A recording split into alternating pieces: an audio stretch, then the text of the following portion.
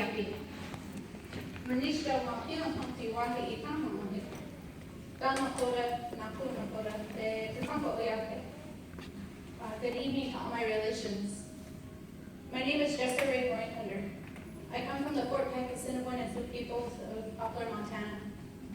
The GrowingThunder family comes from Ballwater Place. I belong to the Tatanko Oyate.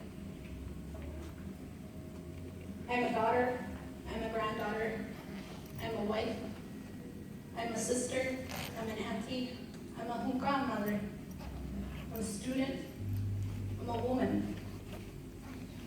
I want to ask for pity and forgiveness for taking this microphone and speaking in a public space. I ask for that pity and that forgiveness from all my Uchis in the room. I ask that they recognize that I'm doing this with good in my heart, that I'm speaking on behalf of the other young people in this room at this moment. So I ask that you see that in a good way. I got a lot to say. I just got back. I want to acknowledge that I've been watching things unfold for months now. I've been watching my people suffer and my people fight. And I asked for forgiveness for taking so long for me to get out there. I wanted to recognize that the space that they're on is sacred space. There is Makah things that happen in that space. And I didn't want to just step into it without being respectful of my ancestors. When I went out because years and years ago, I made a commitment to this generation that I would help be a leader, that I would help do whatever I could to help my people. And when I made that commitment, I was given a set of dreams. And in all of those dreams, the unchis, the grandmothers came. They're all different walks of life. They all spoke different languages. They all had different cultures. And they showed me what would happen to the land. They showed me what would happen to the water. And some of them were angry. Some of them were really mad. Sometimes I was the only one that heard them. Sometimes I was the only one that saw them. And they showed me all this. And I didn't understand it all those years ago. I didn't understand any of those dreams. And as I've been watching things unfold, I've been praying for those unchis, praying for our children. Until finally, I told my husband one day, my husband's in the back corner, I told him one day that I felt it. It's him over there. I felt it one day that I had to go. Whatever it was calling me. And I had to go and my prayers are being answered. And so I kind of just got up on a whim and I left. But I want to acknowledge what brought me out there. And that I went out there in a good way. So I acknowledge that to all my unchis in the room, my grandmothers. I'm glad to hear my fellow protectors over here and some of the things that they brought up. I really want to share a few things, the positive and empowering things that I was able and fortunate to witness. One of them being the youth council. It was a remarkable thing. I mentioned my dream, and in my prayers of what I was trying to figure out before I needed to go out there, I felt like I was being told that I had to go tell other young people that the unchis, the grandmothers, were there. The grandmothers were standing with them. The grandmothers were fighting with them, even if we couldn't see them. And so I was very fortunate that I walked into the youth council, and they allowed me to come into their meeting and to introduce myself and to share with them my dream and to share with them the words of encouragement. And this meeting, I mean, it was remarkable. There was a whole army tent full of youth from all over the world. It's International Youth Council. I mean, we had indigenous people from here in the US, we had indigenous people from the South, we had people from other countries, we had allies. They were from all walks of life. Some of them were young. I think one of them must have been about 12, 13 years old. I don't know if she's out there by herself, but she's a strong little girl. And there was a sibling set. Oh, Bill, I was talking about Erin Wise and her. Right. Okay, yeah. Okay, so there's siblings. right? And one of the most powerful things is being in that space with these young people, because this is a fight for those young people. I want to acknowledge that this movement was started for the women. This movement was started for those young people, for those children, so that future generations would have a future. And that's very much alive out there. You feel that.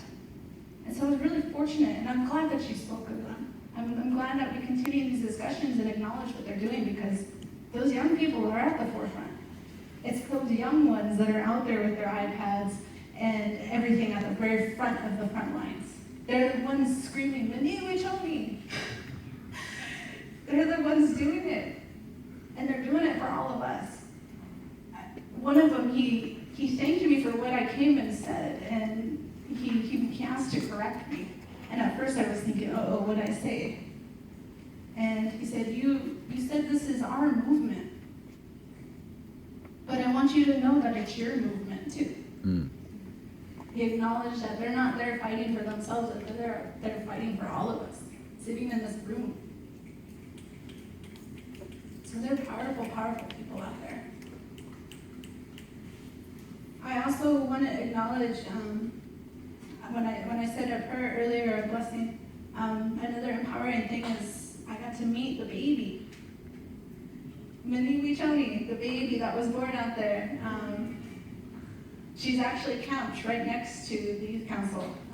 So it's a very powerful kind of area where they're at, to see, the youth council sitting right here, and then a few feet away is this very powerful woman's space, where you have this powerful little being who was born on October 12th.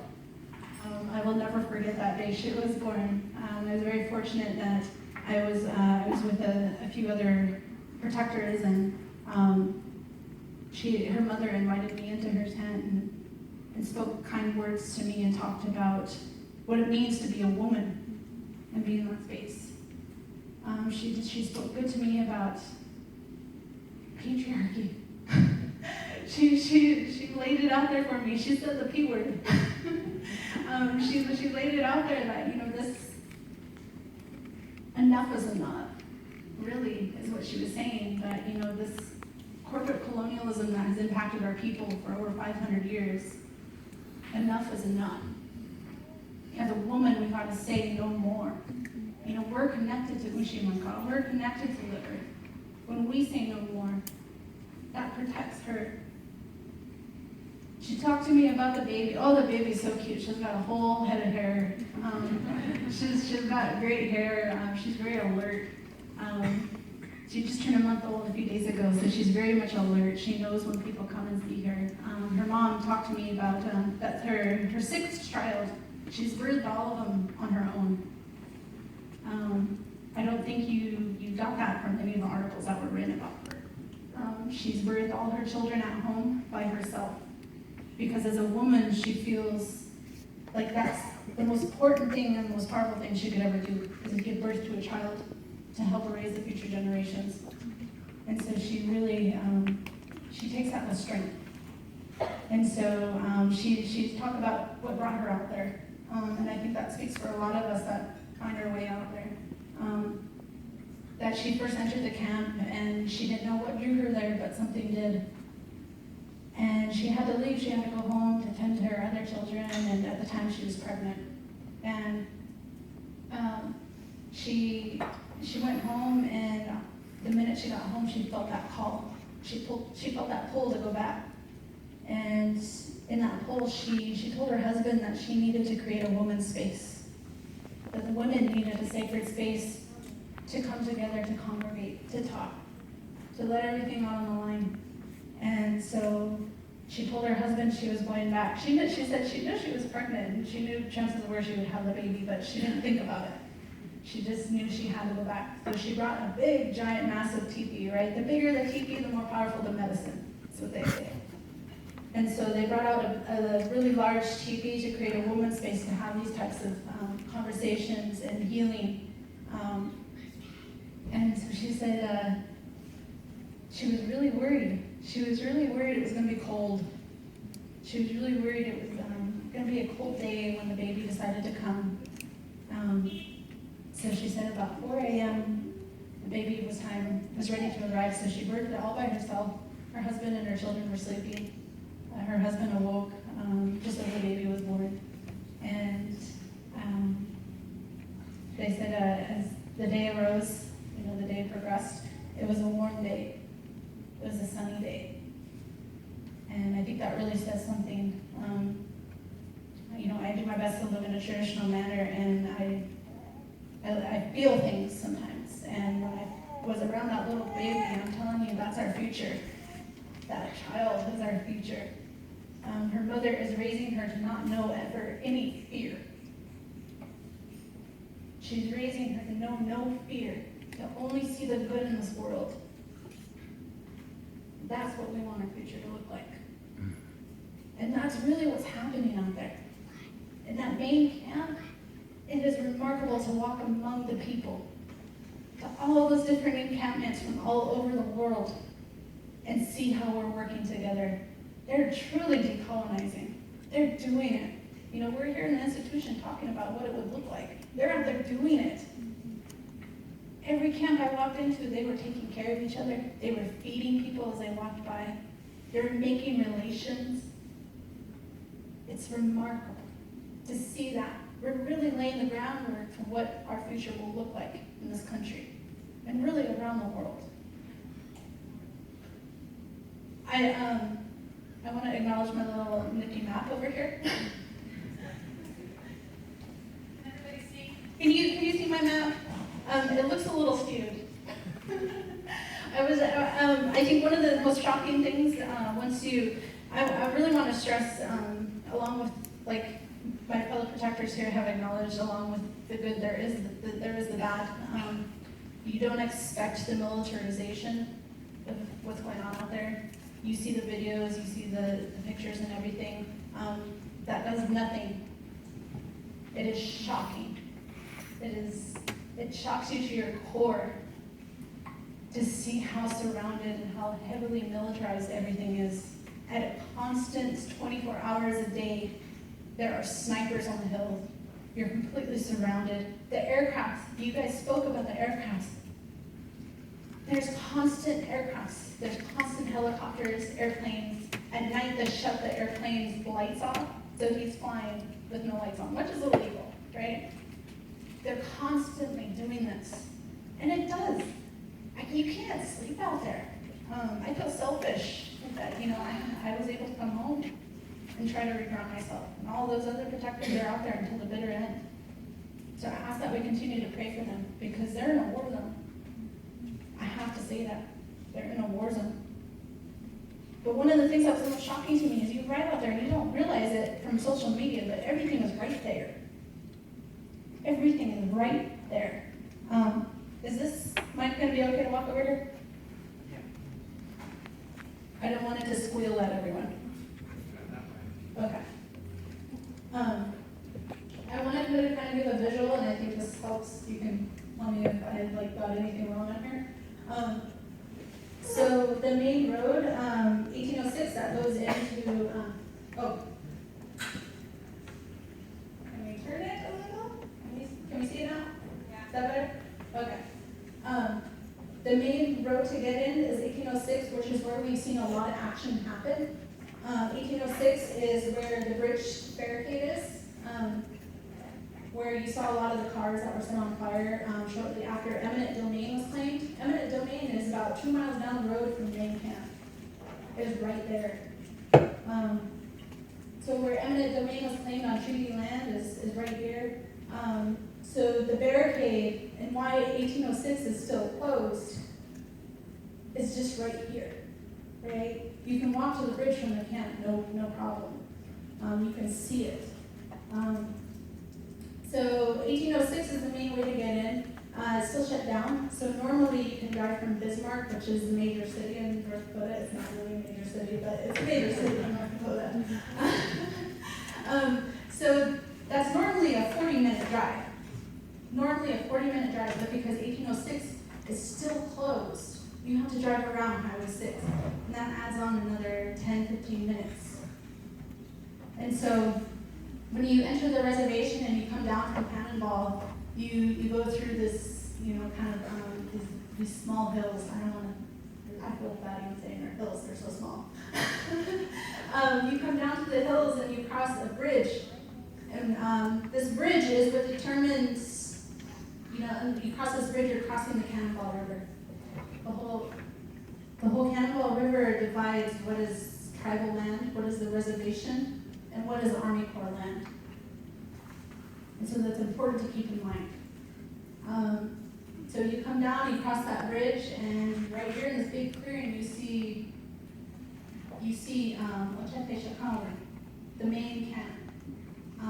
This is where the thousands of people are. You guys were probably there when there was like 10,000 people. It's just awesome. I was amazed at the camp members, and they were telling me, oh, it's small right now because it's during the week. They were telling me there was over 5,000 people there when I was there for those few days, and on the weekends it swells up to about anywhere between 8,000 and 10,000. So think of it as a heartbeat. Every week it's fluctuating like a heartbeat. And so looking at the timeline, and you can cut me off at any point. I will sit here and talk. I want to make sure that we're keeping time frames here. And so looking at the timeline of this movement, we started over here in Sacred Stone Camp, Madonna Brave Bull's land, which is along the Missouri, the main river, and then the Cannonball River. So this is tribal land. This is tribal land right here. And as more and more people began to show up, an overflow happened. And so that is when the main camp decided to start over here to help make sure that people had a place to stay. And so this is open terrain right here. Hard winters. Hard winters. So this is all open terrain. It's massive. I can't even tell you. I think it's mind-boggling, right? Like, pictures don't do it any justice to see all those people. And so Sacred Stone is still active. This is the main camp. A small encampment has started right across the bridge right here along this main 1806, and this is called Rosebud Camp. And so this is kind of safe encampment right here because it is on tribal land. And so over here we see the International Youth Council. Their encampment is over here. This is where baby Mandy lives over here. And then other encampments that have come and congregated. They're starting to build a land over here, which is great because there's barriers, there's trees, there's hills. The winters, people are preparing for the winters. I want to acknowledge Turtle Island, where you've been seeing a lot of action. Turtle Island is where you see the images of the riot police standing on the top of the hill and the water protectors in the water getting maced. This is right here. You can walk to this from the main camp. This violence is that close to the children. Turtle Island is also the site of 2 burials. I don't know the names of the women off the top of my head, and I ask for that forgiveness. But there's constant riot police standing up here in a line, watching. Right behind here is the drill pad. We talked about the halting, that Obama asked the pipeline to be halted. That halt really did nothing. That halt just said you can't drill under the river yet. But the pipeline construction continues. Every single 24 hours a day, every minute of the day, they got people working right here. And this is all right here. At night, this whole line of hills lights up like it's daylight. And it's all those big spotlights so that the workers can work all night through. The drill pad is, from what I understand, nearly completed. They're predicting that within 2 weeks, the pipeline will be finished going under the river. I want to acknowledge that right next to this drill pad, they began building trenches so that protectors can't reach the pipeline. Those are 20 feet trenches. And they started using razor wire, razor wire fencing to keep protectors out, so they're not messing with the construction. And while I was there, I worked with Myron Dewey. He's one of the main social media guys you see. He's the drone flyer. Every time he takes up that drone, that's a felony. That's a felony. Every time he takes up that drone. And so we were flying around one of the nights right blocked. They encaged a buffalo herd right up here. So that buffalo herd was encaged right between that trench and the pipeline. Encaged. Like, how is that okay? Why are we allowing that to happen?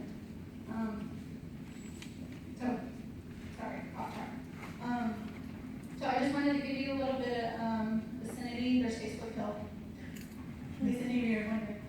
And can you tell, because we're going to break up, and where should people be sending support and donations at this moment? Donations are getting tricky. Yeah. Donations are getting tricky. Sacred Stone has enough donations. They're overflowing with donations at this point. This is where your donations need to go. We sent out, we have a packet of information. There's a PO box that you can send donations directly to. Think about winter gear. I mean, don't just send wool clothes.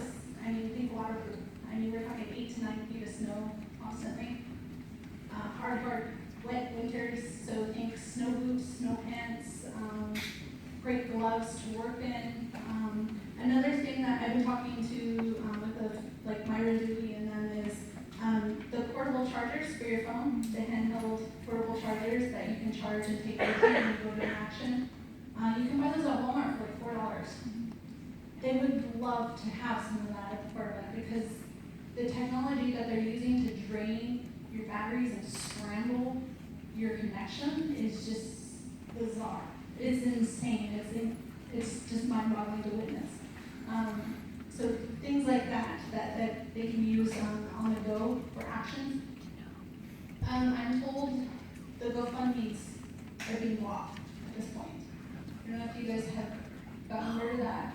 I was told several times that the bank that bought GoFundMe has investments in the pipeline. Oh. So that money is not being delivered. Yeah, take that out. So people are suggesting send cash, money orders directly to the PO box. The best way to get donations out there is find an individual that's in there for the long haul. I'm sure you guys can help with like individual names that are there. What I saw a lot of is people were sending boxes of donations directly to individuals, and then those individuals were walking around and handing those out to people they know are there for the long haul. Big thing that's happening is people are coming in for 2 days, rating the donations, and then taking those things home as souvenirs. And I hate to say that, but that's the reality of it. And so if you can find individuals, people maybe on social media that you can follow me and you know they're not going anywhere, that they're staying there, they're really in it for the fight, send stuff to them. You send it to the PO box, and all you have to do is put their name on it. And then every morning when the mail comes in, they announce, or the MC, who has mail. That's the most productive way to get donations.